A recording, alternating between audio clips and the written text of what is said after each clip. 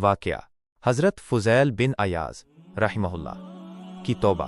حضرت فضیل بن عیاض رحمہ اللہ جوانی میں ڈاکو تھے، قافلوں کو لوٹتے، لوگوں کو ڈراتے اور گناہوں میں زندگی گزارتے تھے۔ لوگ آپ کے نام سے کانپتے تھے۔ ایک رات کا واقعہ ہے کہ آپ کسی دیوار پر چڑھ کر ایک گناہ کرنے جا رہے تھے۔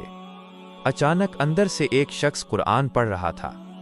وہ آیت یہی تھی: الم یعنی للذین آمنوا ان تخشع قلوبہم لذکر اللہ۔ ترجمہ: کیا ایمان والوں کے لیے وقت نہیں آیا کہ ان کے دل اللہ کے ذکر سے نرم ہو جائیں؟ یہ آیت حضرت فضیل بن عیاض رحمہ اللہ کے دل میں تیر کی طرح لگی۔ آپ رک گئے اور آسمان کی طرف دیکھا۔ اے اللہ، ہاں، وقت آ گیا ہے۔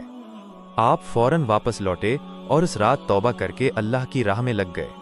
اگلے دن ایک قافلہ راستے میں رکا ہوا تھا۔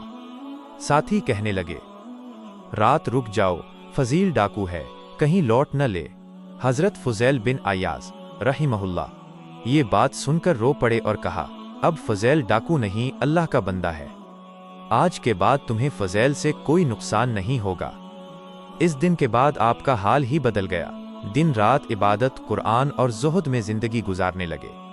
آپ اتنے بڑے ولی بنے کہ لوگ آپ کے پاس نصیحت لینے کے لیے دور دور سے آنے لگے۔